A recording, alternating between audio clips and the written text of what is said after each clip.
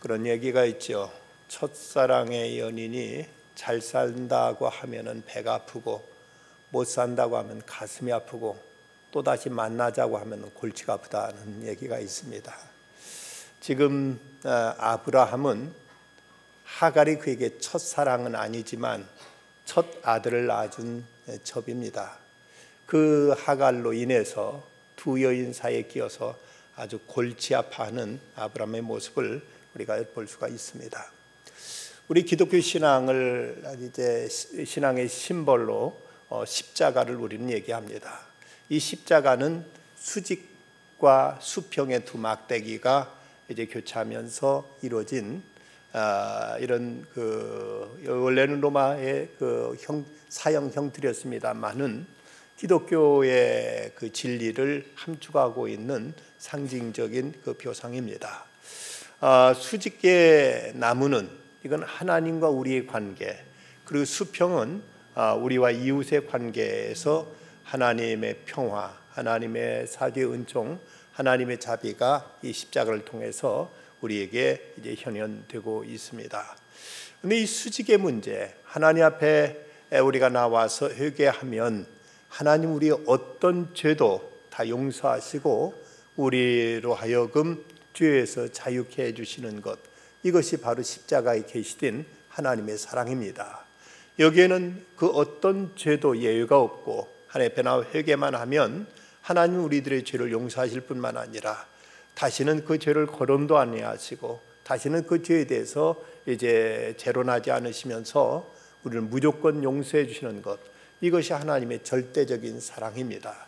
그러기에 우리가 하나님의 그 십자가 앞에 가지고 나가지 못할 죄가 없고 그 앞에 내려놓기만 하면 하나님께 우리들의 죄를 용서하시고 우리가 생전 한 번도 죄를 짓지 않은 사람처럼 우리를 이렇게 대해주시는 하나님의 자비와 은총이 바로 이 십자가에 계시되어 있습니다. 그런데 이 수평의 문제는 간단하지는 않습니다. 우리가 수평의 문제에 있어서 내가 잘못했다고 하나님 앞에 회개했다고 해서 수평의 문제도 한꺼번에 같이 해결되었다고 이렇게 우리가 단정해서는 안 됩니다. 예수님께서 이런 문제에 대해서 말씀하시기를 예물을 제단에 드리다가 거기서 내 형제에게 원망 들을 만한 일이 있는 줄 생각나거든 예물을 제단 앞에 두고 먼저 가서 형제와 화목하고 그 위에 와서 예물을 드리라고 이렇게 말씀하신 것을 보면 하나님과 관계가 해결되었다고 해서 이웃과의 관계도 함께 해결되었다고 우리가 이렇게 쉽게 단정해서는 안 된다는 것입니다. 우리는 이웃과의 관계에서는 아직도 많은 상처가 남아있을 수 있고 많은 이 일로 인해서 어떤 죄의 흔적이 우리 가운데 그대로 자리 잡고 있는 경우가 많이 있습니다. 어떤 사람이 차를 몰고 가다 그 이웃집에 사는 어떤 집에 그 애완견 강아지를 차로 치어서 죽게 했습니다. 거기에 대해서 잘못을 빌고 하나님 앞에도 회개했고 그리고 거기다 보상도 했다 하더라도 어쨌든 그 죽은 동물은 또 죽은 동물로 불쌍하게 죽은 것입니다. 또 우리 인생에 있어서 어떤 이제 그 마약이라든지 이런 것에 중독되어 가지고 방탕한 생활을 했다면 그리고 나서 우리가 하나님 앞에 나와서 회개하고 죄를 청산했다 할지라도 이런 어떤 죄의 흔적들은 아직도 우리에게 그대로 상처로 남아있는 경우가 많이 있습니다. 우리 인생을 그만큼 탕진한 잘못이 있고 이로 인한 어떤 건강의 손상도 그대로 남아있을 수 있는 것이고 그동안 우리가 부적절한 행실을 했던 것으로 인한 여러 가지 죄의 흔적들이 우리에게 그대로 남아있다면 이런 문제를 해결해 나가는 것도 우리에게 대단히 중요한 문제예요.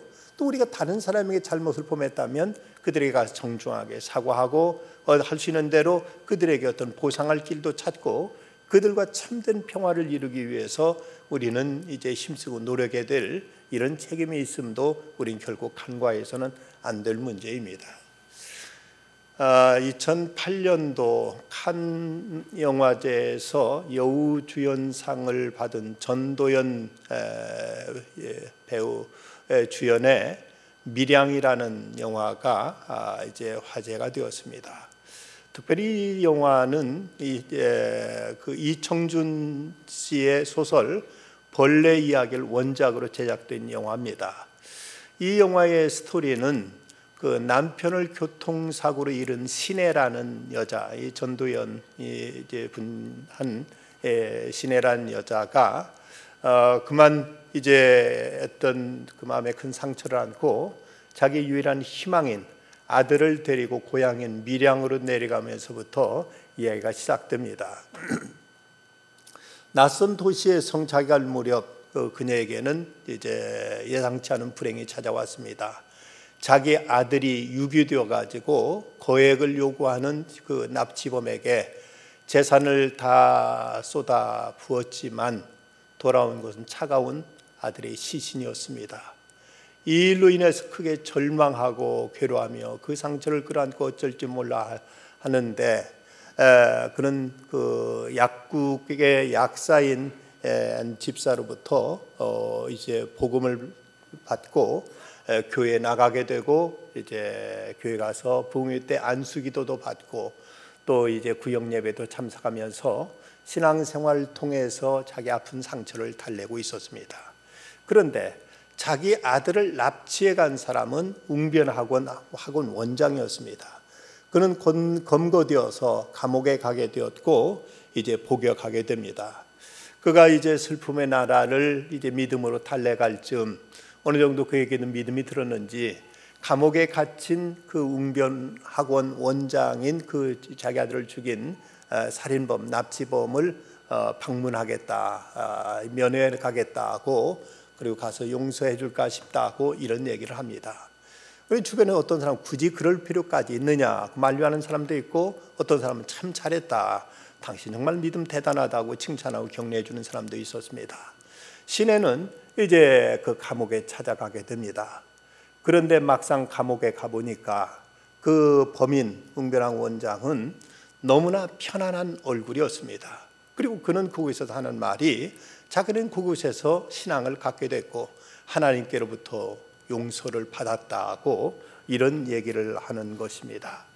그러면서 어떤 신에 대해서 크게 미안해하지도 않는 그 모습을 보고 여기서 이 신에는 큰 충격과 혼란에 빠져듭니다. 피해자인 내가 용서하기도 전에 하나님이 어떻게 그를 먼저 용서할 수 있단 말인가? 내가 당신을 용서하기 전에 어떻게 당신이 용서받았다고 말할 수 있는가 하면서 그때부터 그는 신앙을 버리고 교회를 떠납니다. 그러면서 반항이 시작된다는 이런 이제 줄거리 이야기입니다. 물론 이건 하나의 픽션이긴 합니다만은, 그러나 여기서 자칫 우리 신앙인들이 하나님과의 관계만 절대시하면서 이웃에 대한 책임과 잘못을 우리가 온전히 우리가 이제 사과하지 않는 이런 모습에 대한 하나의 어떤 고발적인 이런 그 작품으로, 원래 이 이야기는 이제 범인 그 김도섭은 구원받았다고 말하지만 그게 그에게서 회개 과정은 어쩌면 의도적으로 생략되어 있는 이런 이제 그 작품을 영화화한 것입니다. 예수 그리스도의 은혜로 자신의 용서할 자격과 권한이 생겼다는 그 사실과 그 악한 범이 오늘 갑자기 그렇게 거룩한 모습 변해 있는 그 모습에 대해서 그 결과만을 이제 부각시키고 있는 모습 속에서 자칫 그리스도인 빠질 수 있는 어떤 신앙의 이중성, 또 의식, 또 어떤 이제 그 이제 하나님과의 관계만 절대시할 뿐 사람에 대한 책임을 이제 도의시하는 모습에 대한 하나의 고발적인 작품이라고 말할 수가 있습니다. 그런데 이 영화의 소재가 된 것은 이 정준 그 작가가 아시는 분들은 기억하실 것입니다만 1980년도에 있었던 이윤상구 납치 살해 사건을 소재로 이제 쓴 작품입니다. 서울의 한 중학교 교사였던 주영형이라는 선생이 1980년 11월 학교 제자인 중학교 1학년 이윤상구를 납치했다가 살해했는데, 이 사건이 일어나고서 1년여 만에 그가 이제 범행이 발각되어서 검거되고, 그래서 1982년 11월 대법원에 사형 선고 확정되고 1983년 7월 9일 사형이 집행됩니다. 사형 집행 당시 조선일보 83년 7월 10일자는 사회면 머리 기사로 4명에게 새삼 주고 제자 살해 속죄 주영형 눈 콩팥 기증이란 제목하에 지난 1983년 4월 3일 구치소 교회에서 세례를 받은 주는 교육자로서 사회 무리를 끼쳐 죄송하다, 신앙의 길로 인도해 준 하나님께 감사하다는 말과 부모께 죄송하다는 등의 말을 남기고 교수대에 올랐다. 사형수로서는 놀랄 만큼 평온한 표정이었다고 이렇게 보도한 바가 있습니다. 이 소설가 이청준 씨나 영화감독 이창동 씨는 이렇게 문제를 제기하고 있습니다. 피해자가 용서하기 전에 누가 용서할 수 있느냐, 그리고 가해자가 참여한다는 것이 얼마나 진실한 것이냐, 그리고 그것을 누가 알 것이냐. 영화의 그 범인인 웅변학원 원장은 말만 번지르하게 잘하고 타인 앞에 뻔뻔하고 오만한 그리스도인들을 꼬집는 듯한 이런 이제 모습으로 묘사되고 있습니다. 어쩌면 우리들에게도 이런 과오, 이런 잘못은 없는가 우리 스스로를 돌아보며 하나님 앞에 마땅히 우리가 회개하고 하나님 앞에 참여할 것입니다마는 사람 앞에서도 우리들의 잘못은 진실하게 그리고 정중하게 우리가 용서를 빌고 또 그에 대해서 우리가 어떤 갚아야 될 것이 있다면 할 수 있는 최선을 다해서 갚는 모습을 통해서도 우리의 회개에 대한 진실된 모습을 보여야만 될 것입니다.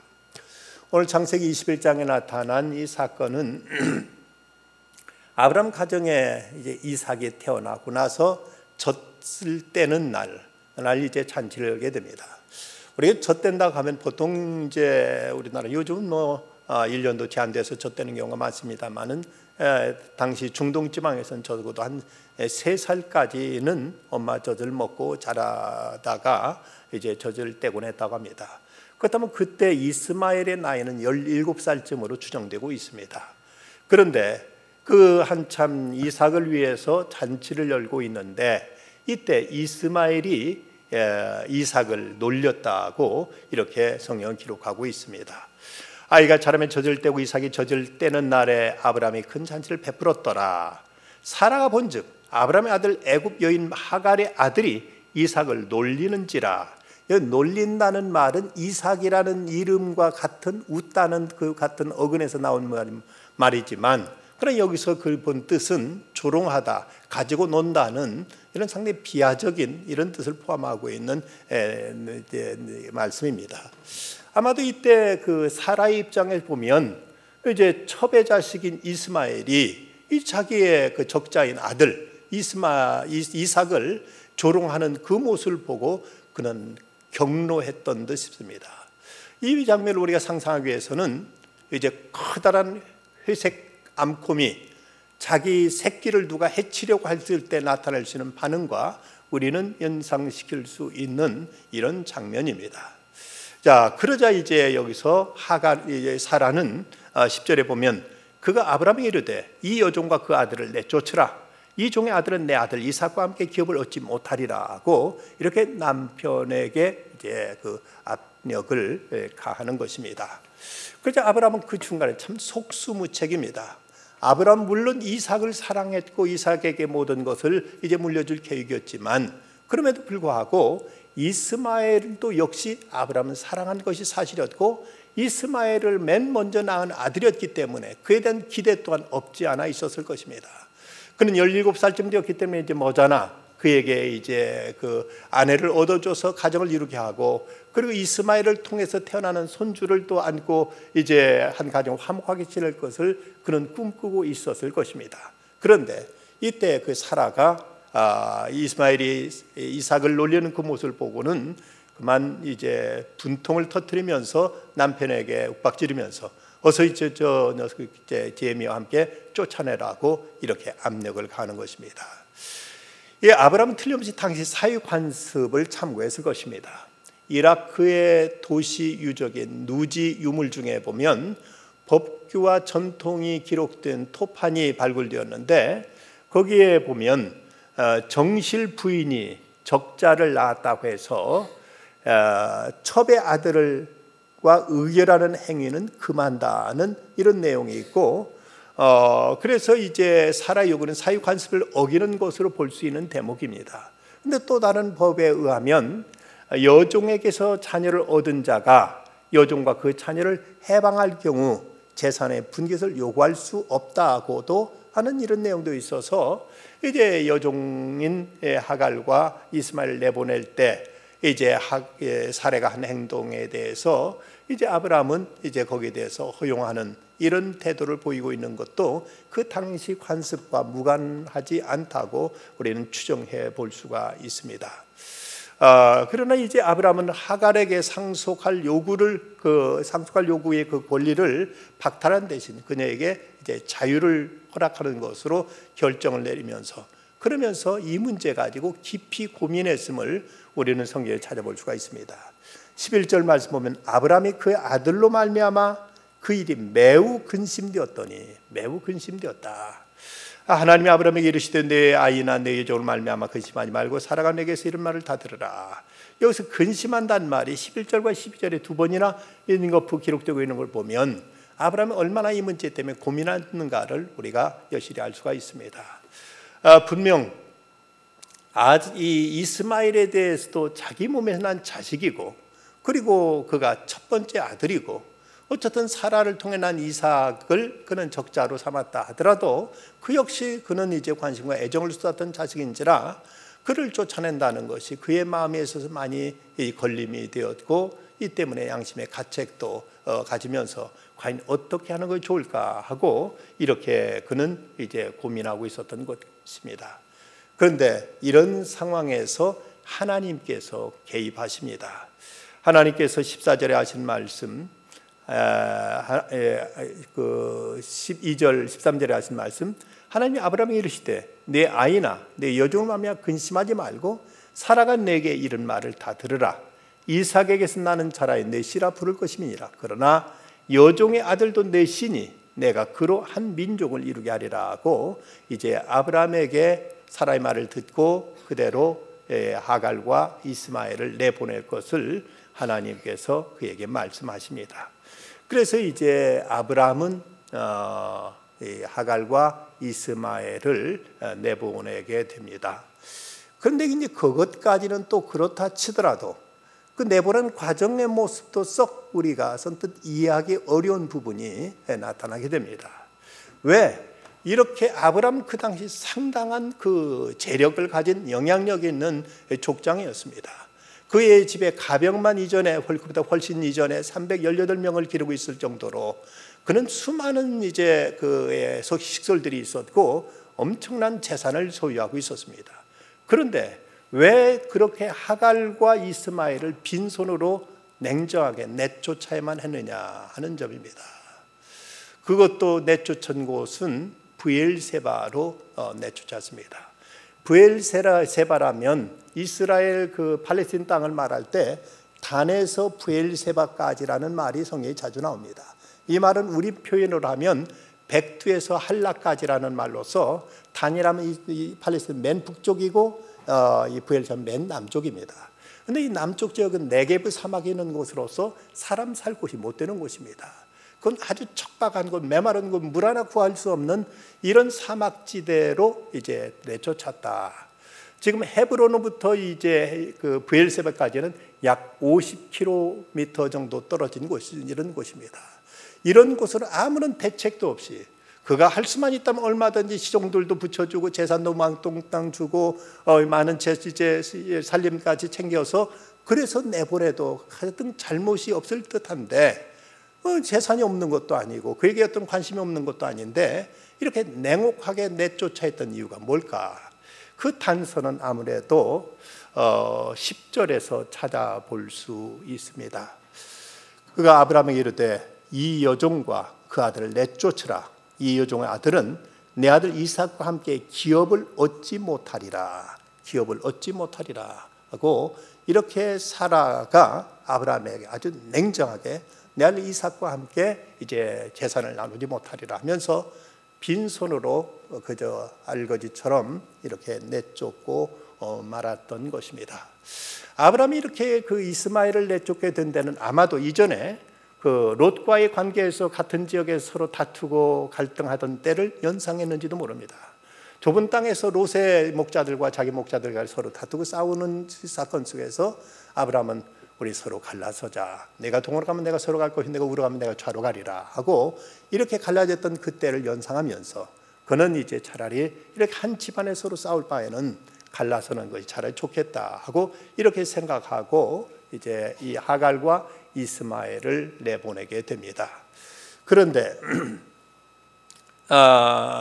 이제 15절 16절 말씀 보면 가죽 부대에 물이 떨어진지라 그 자식이 관목 덤불 아래 두고 이르되 아이가 죽는 것을 참아보지 못하겠다 하고 화살 한바탕 거리에 떨어져 마주 앉아 바라보며 소리내어 울었다 하고 이렇게 기록하고 있습니다. 이 브엘세바는 아브라함의 첩이었던 이제 하갈과 이스마엘에게는 참으로 가혹한 땅이었습니다.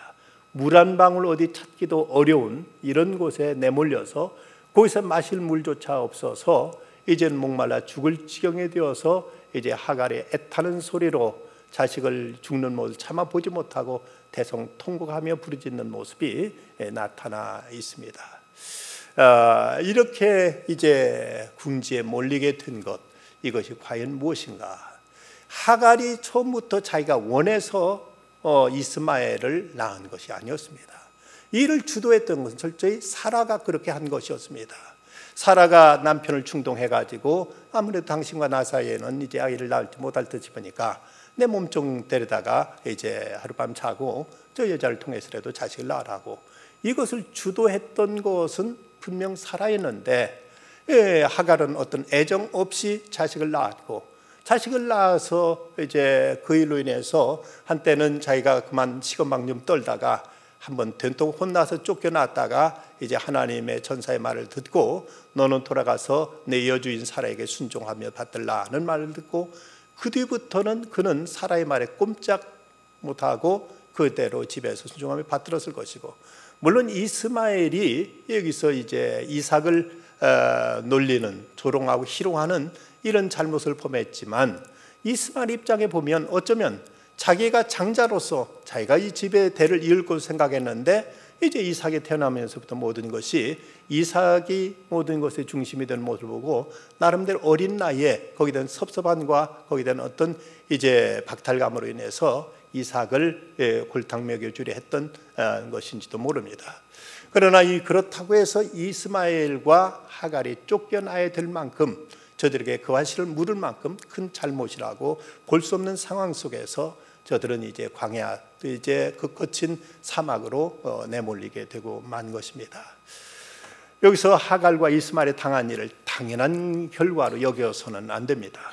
16장에서 사라의 학대로 나갔다 돌아와서 순종했던 모습 보면 그가 그동안은 고분고분 집에서 이제 지냈던 것으로 추측할 수 있는 부분인데, 어쨌든 이 일로 인해서 그는 사라의 질투로 인해서 쫓겨나서 그는 그만 광야에서 목말라 죽을 지경에 이르게 되는 이런 곤경에 처하게 되는 것입니다. 이렇게 이제 어려움에 처하게 됐을 때 그는 하나님을 향하여 원망하며 호소하며 부르짖고 이제 탄식하는 그런 이제 그 고백을 하게 되는 것입니다. 그때 17절로 19절 말씀 보면 하나님이 그 어린아이 소리를 들으셨으므로 하나님의 사자가 하늘에서부터 하갈을 불러 이르시되 하갈아 무슨 일이냐 두려워하지 말라. 하나님 저기 있는 아이의 소리를 들으셨나니 일어나 아이를 일으켜 내 손을 붙들라. 그 큰 민족을 이루게 하리라 하시니라. 하나님이 하갈의 눈을 밝히셨으므로 샘물을 보고 가서 가죽 부대에 물을 채우다가 그 아이에게 마시게 하였더라. 샘물은 그곳에 이전부터 있었습니다. 그러나 그가 절망하고 낙담하고 울부짖고 원망하는 때 그에게 샘물은 보이지 않았습니다. 그는 좌절하면서 이제는 죽었다 싶을 때 그 바로 곁에 샘물이 있었음에도 불구하고 이걸 알지 못하고 그는 이제 하나님 구원의 손길도 깨닫지 못했습니다. 이 주님께서 하갈의 눈을 열어주심으로 그는 그 바로 가까운 곳에 샘물이 있다는 걸 발견하고 이것을 가지고 이제 자식과 함께 거기서 해결할 수 있었고 생명을 부지할 수가 있었습니다. 이때 하갈아 내가 여기 있다 두려워하지 말라고 하나님께서 말씀하시면서 이제 이스마엘에 대한 약속의 말씀을 주십니다. 이 모습 속에서 우리가 생각해야 되는 것은 하나님 앞에 이스라엘 구속사에 있어서 분명 어떤 그 줄기는 아브라함과 이삭과 야곱과 요셉으로 이어지지만 그럼에도 불구하고 하나님은 결코 이스마엘에 대해서도 당신의 관심과 애정을, 사랑을 하나님은 이제 놓지 않으셨다는 사실입니다. 혹자는 말하기를 하나님 앞에는 그 누구도 엑스트라일 수는 없다고 말합니다. 모두 다 나름대로 주인공들입니다.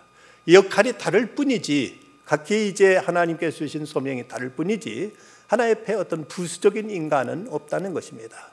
하나님은 이삭을 아끼고 이삭을 살아가셨지만 이스마엘의 부르짖음을 들으시고 그의 애타는 목소리를 들으시고 하나님께 그 소리에 귀를 기울이시면서 하나님께서 이제 그에게 장래를 약속하시는 그 모습을 보면 하나님은 이삭을 살아가셨지만 또 이스마엘에 대해서도 하나님은 결코 그 관심을 놓지 않으셨음을 우리가 알 수 있습니다. 그래서 20절로 21절 말씀 보면 하나님이 그 아이와 함께 계심에 그가 장성하여 광야에서 거주하며 활 쏘는 자가 되었더니 그가 바란 광야에 거주할 때 그 어머니가 그를 위하여 애굽 땅에서 아내를 얻어주었더라고 이렇게 말씀하고 있습니다. 자, 여기서 우리는 세 경우의 사람들의 입장을 생각해 볼 수가 있습니다. 먼저 사라의 경우입니다. 분명 이 일에서 잘못한 것은 먼저 사라입니다.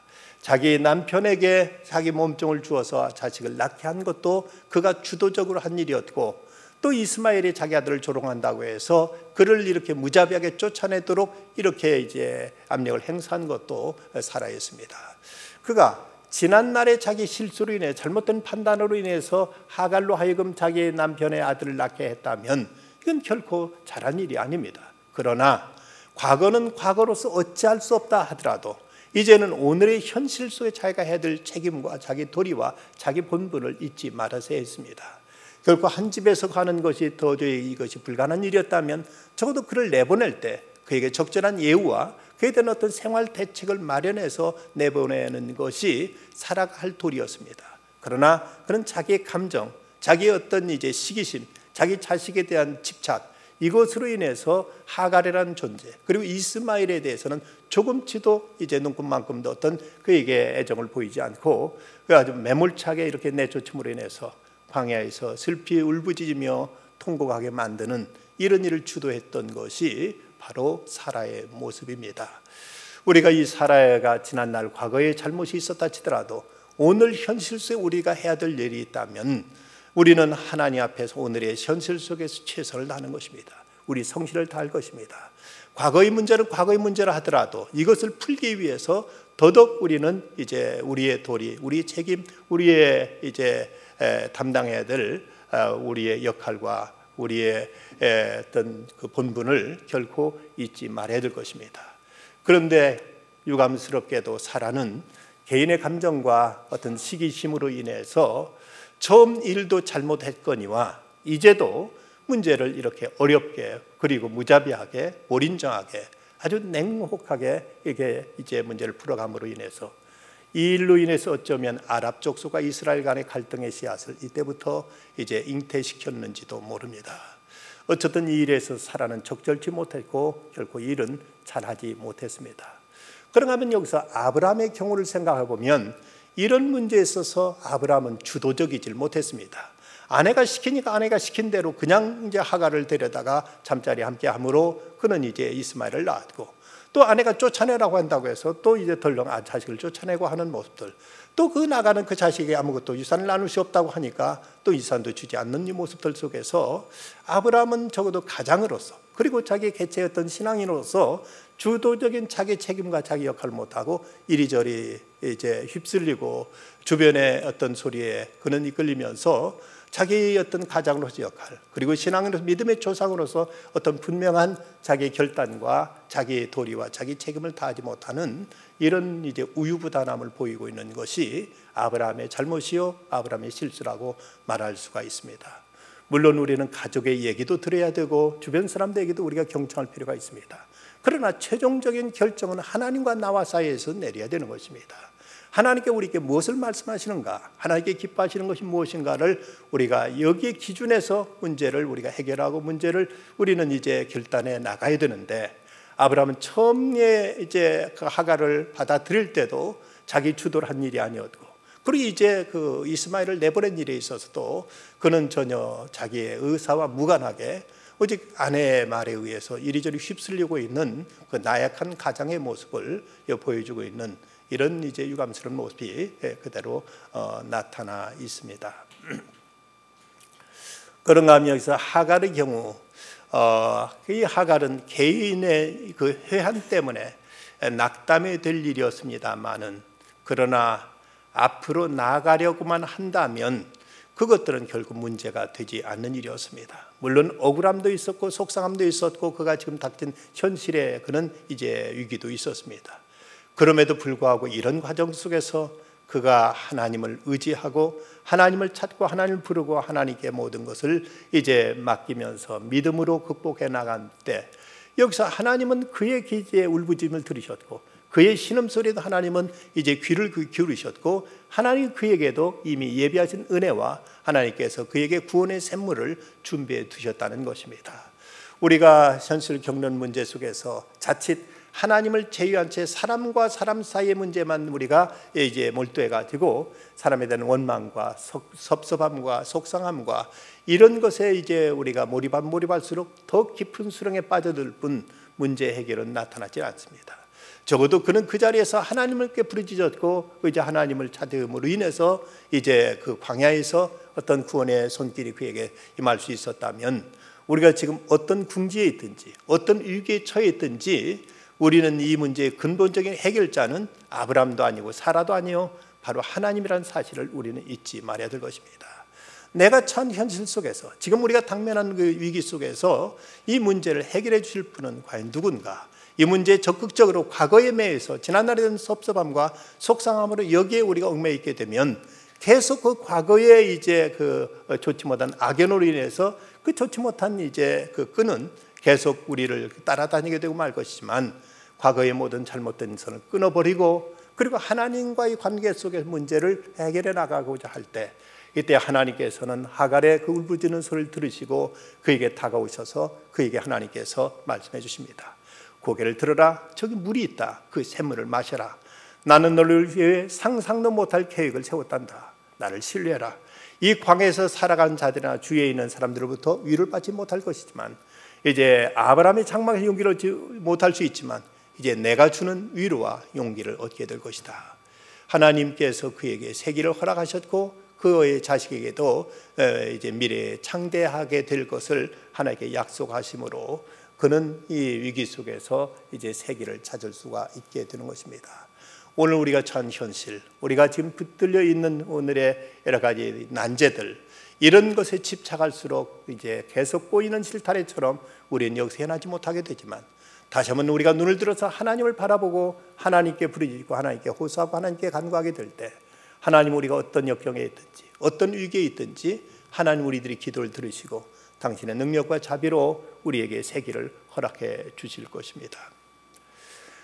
재산에 대한 욕심 때문에 남편을 독살했다는 혐의를 뒤집어쓰고 유인숙이란 여자는 체포되어서 감옥에 갇히게 됩니다. 전실 자식들의 고발로 기소당해가지고 사형 언도를 받게 되었습니다. 자신의 무죄함을 변호사를 통해서 풀려고 했었습니다만은, 그러나 누구도 자기를 변론해 주려고조차도 하지 않았습니다. 그때 형목으로 있던 김수진 목사님한테 부탁하면서 이제 그 김수진 목사님 백방으로 노력했지만 아무도 그를 옹호해 주지 않는 극한 상황에 몰려서 이 여인은 절망하고 있었습니다. 이때 김수진 목사님이 이 유인숙 씨에게 찾아가서 말했습니다. 가장 좋은 변호사를 뵙고 부탁드리러 왔습니다. 우리들의 가장 진실하시고 틀림없는 변호사는 예수님이신데 그분을 빼놓고 누구에게 변호를 해달라고 하는 겁니까? 저는 이제부터 주님께 더욱 뜨겁게 기도할 것입니다. 주님의 변론은 반드시 승리하리라고 믿습니다. 이 말 듣고 이 유인숙 씨는 어깨를 들먹이며 울음을 터뜨리면더니 그렇게 말합니다. 목사님, 제가 참으로 불신앙인이었습니다. 주님께 이렇게 가까이 계시는데 사람의 수단 방법만 앞세우려고 했습니다. 저의 억울함은 이미 풀린 거나 다름없습니다. 주님이 제 변호를 맡아주신 것은 저의 혐오를 인정하지 않기 때문이 아니겠습니까? 저는 승리한 것입니다. 목사님 감사합니다 하고 하나님께 완전히 맡기고 나서 그는 마음의 평안과 자유를 얻었습니다. 그 후에 유인석은 완전히 딴 사람처럼 밝아졌고 그의 기도는 위대한 변호사이신 예수님을 향해 더욱 뜨겁게 달아올랐습니다. 그녀는 2심, 3심을 통해서 무죄를 선고받고 사형수에서 자유의 몸으로 풀려날 수 있었습니다. 우리는 때로 사람에 대한 섭섭함과 억울함 그리고 이에 대한 어떤 분노와 이제 복수심으로 치를 떨면서 자꾸 그 어떤 그 고통의 늪에 점점 빠져 들어갈 때가 있습니다. 이럴 때 다시 한번 우리가 바라봐야 될 대상은 바로 우리 주님 예수 그리스도시요, 우리를 여전히 사랑하시고 우리를 위해서 독생자까지 아끼지 않고 주신 하나님 아버지임을 우리는 잊지 말아야 될 것입니다. 사라는 개인적인 감정에 의해서 처음에는 이제 충동적으로 남편에게 하가를 이제 주었다가 또 이로 인해서 계속 이제 감정적인 반응으로 문제를 계속 어렵게 꼬아가고 있습니다. 아브라함대로 이 문제에 주도적으로 결단을 내리지 못하고 주변에 의해서 휩쓸리고 있고, 하가는 하갈대로 이 문제 때문에 괴로워하고 애통해하다가 하나님께 부르짖을 때 하나님께서 개입하셔서 이 문제를 풀어주십니다. 때로 인간에게 실수가 있고 인간에게 잘못이 있을지라도 일까지 하나님 앞에 가지고 나가서 하나님께 아뢰고 기도하면 하나님이 이 문제에 개입하셔서 새로운 길을 열어주시고 새로운 해결 방향으로 우리를 이끌어 주십니다. 우리는 이제 하나님과 관계를 바르게 할 뿐만 아니라 사람에 대한 도리와 책임도 결코 우리는 소홀히 하거나 이것을 간과해서는 안 됩니다. 하나님과 관계가 바르게 됐다면 이제는 이웃과의 관계까지도 성실하게 진실하게 바르고 우리가 온전하게 이제 지켜나가는 중에 진정 하나님의 그 사죄의 은총이 하나님과 우리 사이만이 아니라 이웃과도 화평의 관계로 이루어갈 수 있도록 우리 신앙에서 우리 도리와 책임을 다하는 가운데 주님께서 우리들의 모든 사정을 헤아려 주시고 주님께서 우리들의 형편을 주님께서 다스려 주시고 주님께서 우리들의 억울함을 풀어 주시고 주께서 우리들의 실타래처럼 얽힌 문제들을 주님께서 궤도 난마처럼 주께서 정리해 주심으로 이제 우리가 근심하며 걱정하며 애통하며 속상해하던 모든 것으로 벗어나서 감사와 찬양으로 하나님께 영광 돌릴 수 있는 믿음의 승리의 역사가 있으시기를 주의 이름으로 축원합니다. 기도하시겠습니다. 거룩하신 아버지 하나님, 저희들이 주님을 믿는다 하면서 주님 앞에 때로 저희들의 소원을 아뢰고 사정을 아뢰기는 하지만 사람과의 관계가 불성실함으로 인해서 하나님의 영광을 욕되게 하고 또 세상에서 비난의 표적이 되고 있지는 않는지 저희 자신을 돌아보게 하여 주시옵소서. 그러나 모든 문제의 궁극적인 해결자는 역시 하나님이신 것을 깨닫게 하여 주셔서 주님 앞에 저희들 모든 무거운 짐을 내려놓을 수 있게 하여 주시고 이제 주께서 명하시고 주께서 뜻하시고 주께서 계획하신 그 뜻 따라 행하는 중에 모든 것 인간의 지혜로 풀 수 없는 문제들까지도 하나하나 아름답게 풀어갈 수 있는 이런 지혜를 배우게 해주시고 이런 믿음의 발걸음을 걸어갈 수 있는 저희들 다 되게 하여 주시옵소서. 하나님, 우리 수험생들 주께서 붙잡아 주시고 다가오는 시험의 날짜를 인하여 두려워하며 불안해하지 않게 해주시고 하나님 믿고 의지하고 기도하며 지혜를 구함으로써 하나님께 저들을 최선의 길로 인도해 주시고 저들에게 주신 지혜와 달란트가 아름답게 이제 10분 발휘할 수 있도록 주께서 저들을 성령의 영으로 주께서 부어 주시옵기를 기도드리고 원합니다. 우리 신현 목사님 어머님을 여의고 슬픔에 잠겨 있사오니 위로해 주시옵시고 모든 장례 절차도 하나님의 위로 가운데서 이제 참으로 아름답게 진행되게 하여 주시옵소서. 이 밤 자자가 위문하러 가는 발걸음들이 싸우니 평안 중에 다녀올 수 있게 해주시고 그리스도의 위로와 사랑을 전하고 이제 올 수 있게 하여 주시옵소서. 모든 것 주님께 다 가옵고 예수님의 이름으로 간절히 기도드리옵나이다. 아멘.